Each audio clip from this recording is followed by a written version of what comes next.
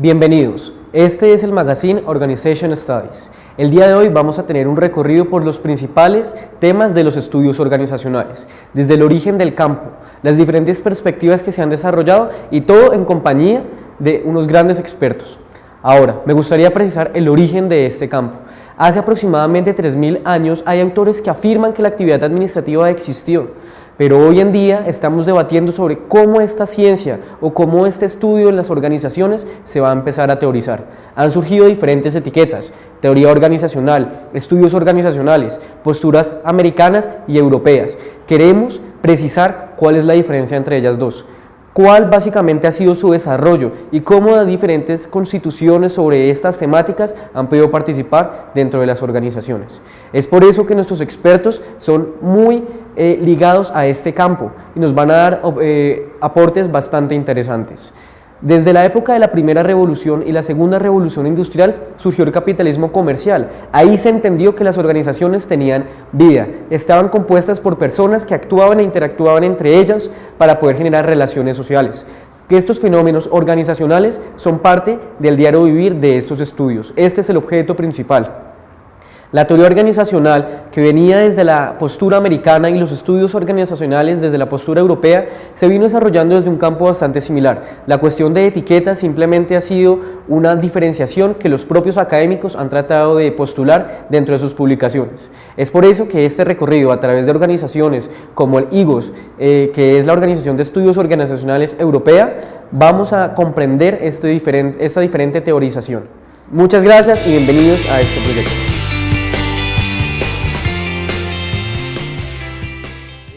Que tendríamos que diferenciar entre la actividad administrativa, la actividad organizacional y la reflexión sobre la actividad organizacional.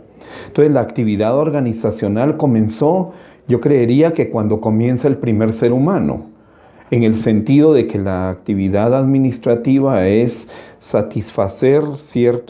llegar a cumplir ciertos objetivos con base en el manejo de ciertos recursos. Entonces el hombre, nuestros antepasados más primitivos, llamémosle así, tenían hambre, tenían que buscar qué recursos y con eso relacionarlos. Entonces hay una actividad administrativa ahí. Ahora, una cosa diferente sería la reflexión que se hace sobre esa actividad organizativa. Puede entenderse como actividad, como profesión y como disciplina. Al menos yo he intentado como impulsar esa clasificación porque me parece que es útil.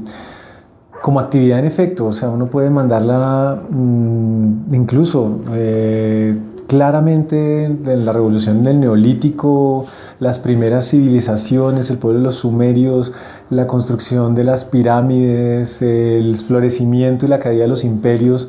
En efecto, ahí hay evidentemente administración si se entiende como actividad. Y en esa medida es interesante, es llamativo saber que existió como administración desde siempre, pero incluso en algunos casos yo he caricaturizado eso señalando que por reductio ad absurdum uno podría llevar a la definición básica de lo que es la actividad administrativa, es decir que en efecto la administración entonces ni siquiera es solo humana, sino que se encuentra también en otras especies, ¿cierto? Y en esa medida la administración así se empieza a ver más desde una perspectiva anecdótica. Entonces, ¿cuál es como el avance verdaderamente de la administración cuando la vemos en la que nos interesa, la que estudiamos verdaderamente? Es mucho más la profesión de la administración, cuando emerge la profesión.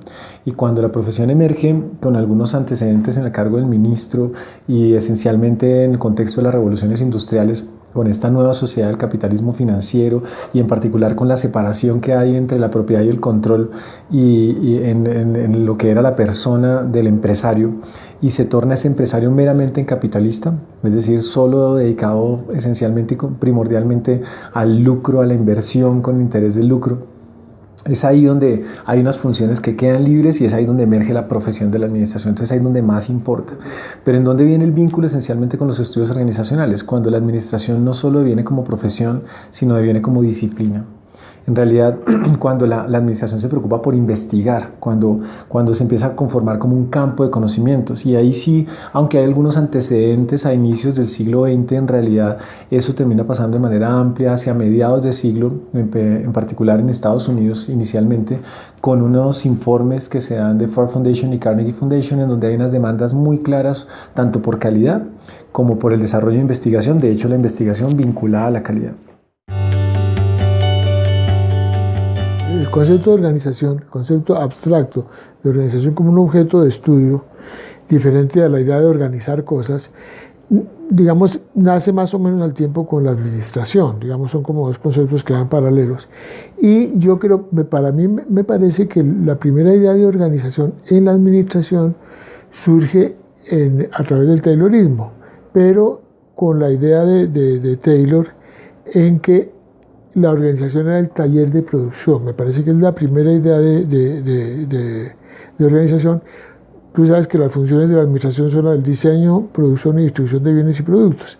En el caso concreto de Taylor, él se enfocaba fundamentalmente era en la producción.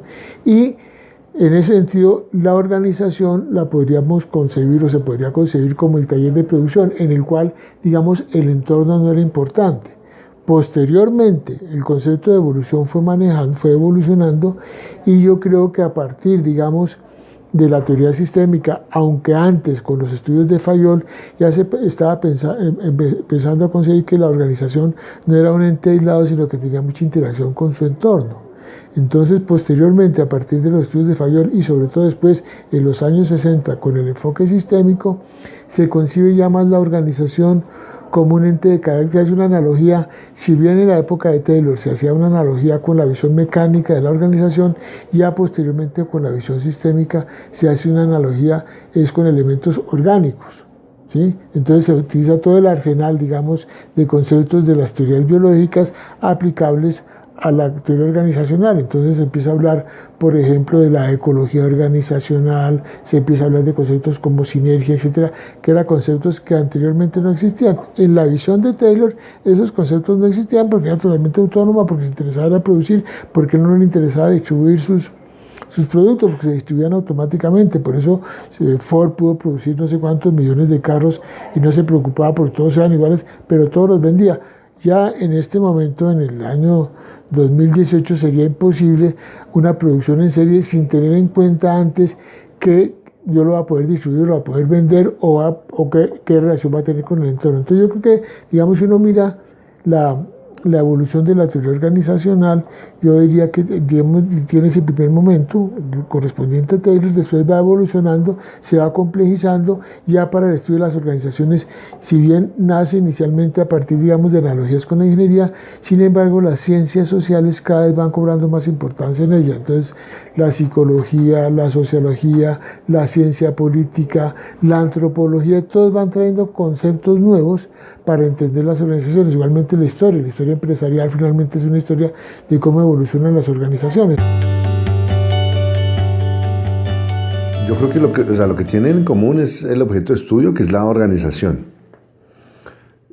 Ya hay una discusión fuerte desde el punto de vista de la epistemología, de lo que uno considera teoría o conocimiento válido o no válido, y allí hay diferentes posturas, ¿no? Algunas más paradas en el positivismo, entonces se atreverían a afirmar que es posible hablar de una teoría de la organización, algo que explique el fenómeno organizacional, pero otras posturas, por ejemplo, más desde el constructivismo, pues sería un poco más difícil argumentar si uno puede hablar de teoría organizacional o no. Entonces, el término de estudios organizacionales, que es un término que aquí en la escuela, digamos, vino fruto de la discusión que daba Mauricio, es un término mucho más amplio, ¿no? Que nos permite entender que los estudios organizacionales tienen que ver con cualquier forma de aproximarnos al fenómeno y a la problemática en general de las organizaciones, que considero yo que es el objeto de estudio de la disciplina, de nuestra disciplina en la administración, las organizaciones. Entonces el término estudios organizacionales tiende a ser mucho más amplio y más integrador. Y entramos a la situación epistemológica profunda, ¿verdad? Y ontológica y axiológica y hermenéutica, pues vamos a encontrar diferencias. Pero el asunto es cuál es el objetivo de la situación. Esencialmente creo yo que con Blaise Pascal podríamos decir que más que discutir teorías, aplicamos conceptos y teorías. Y si las teorías nos funcionan, pues las seguimos. Y si no nos funciona, parcial o totalmente las afectamos, hasta que podamos tener un resultado que sea el que nos... La base material del estudio de los estudios organizacionales la encontramos en la teoría administrativa, ¿sí?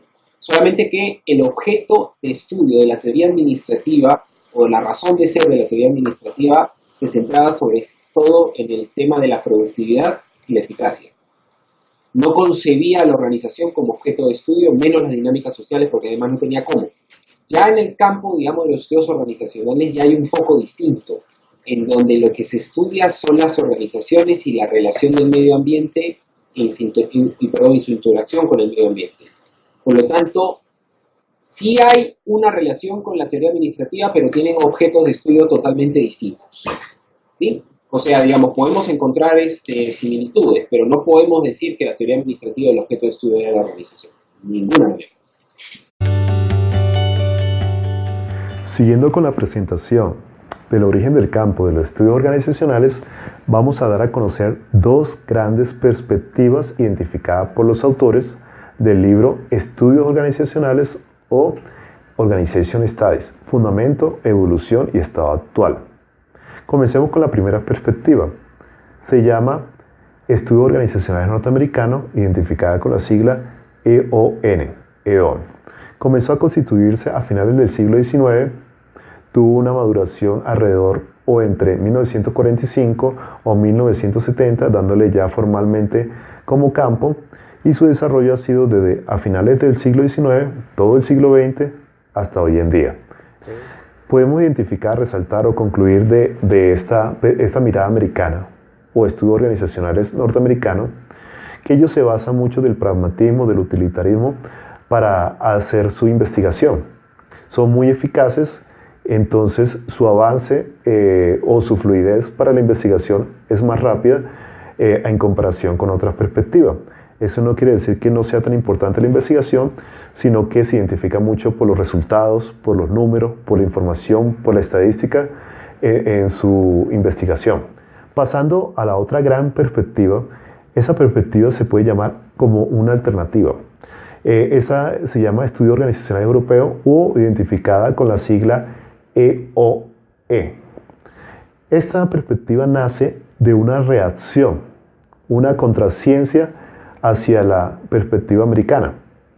Digamos que toda investigación de la organización, de teoría organizacional, de los estudios organizacionales, ellos lo que buscan es buscar no una especie de rebeldía, pero sí como contraatacar o marcar una diferencia, creando su propia mirada, su propia perspectiva, su propia identidad.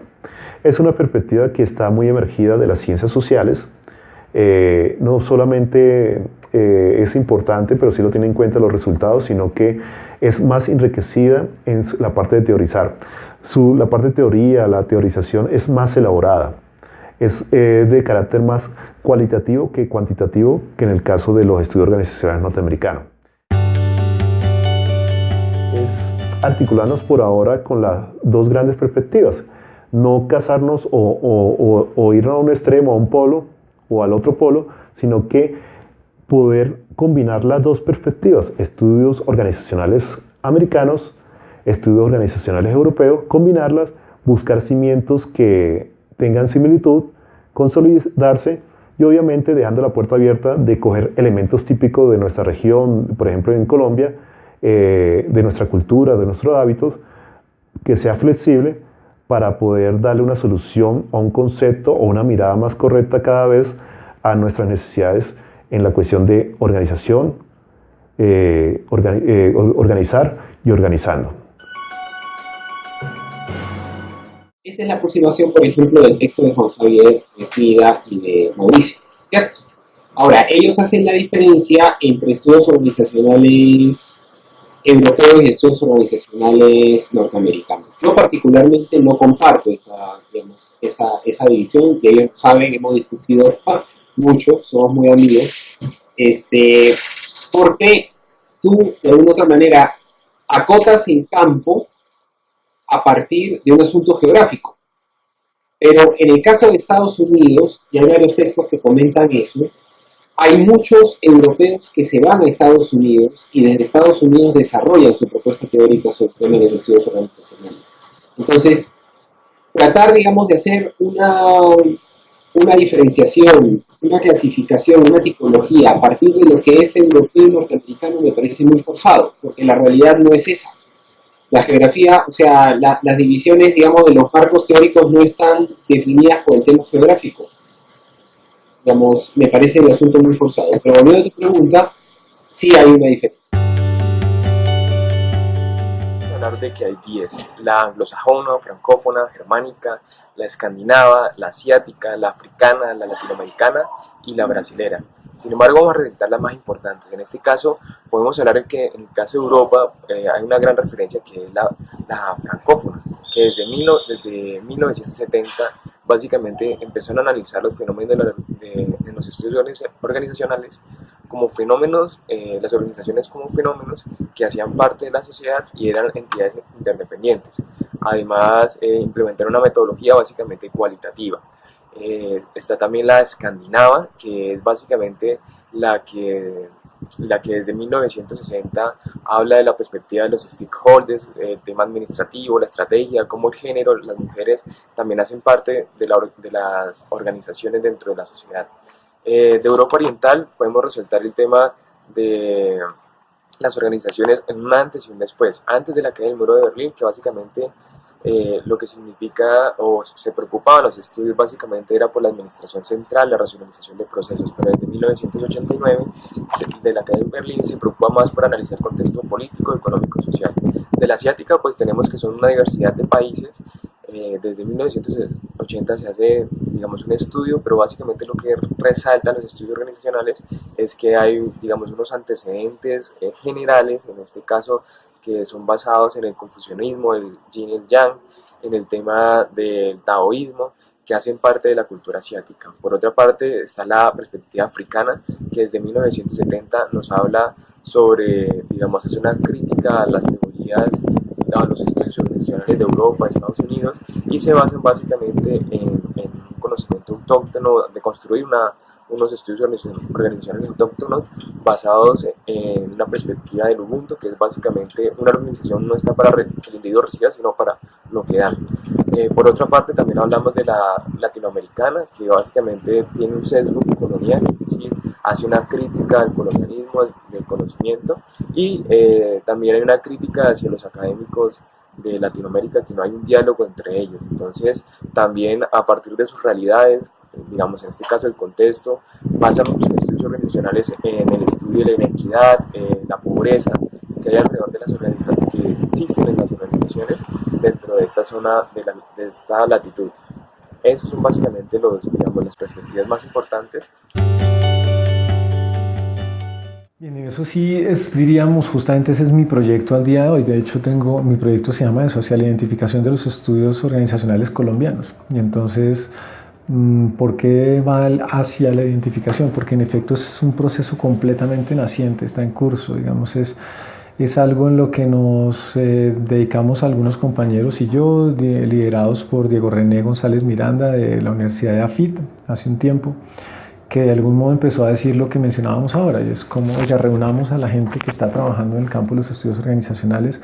Él venía a hacer su doctorado en México, en la UAM, la Universidad Autónoma Metropolitana, que es la que tiene un doctorado desde hace ya muy buen tiempo, 20 años si no me equivoco ya, en estudios organizacionales, que ha formado un montón de gente en estudios organizacionales desde una perspectiva muy propia, muy mexicana, digamos, y muy inspirada en esta contracorriente europea que emerge contra la visión norteamericana. Pero de algún modo empieza esta persona a reunir a las personas que hemos escrito, que hemos trabajado alrededor del tema, y terminamos conformando lo que se llama la Red de Estudios Organizacionales Colombiana, la REOC. Y esa red ya ha venido teniendo unos desarrollos, se ha venido canalizando el debate, generando discusiones alrededor del tema.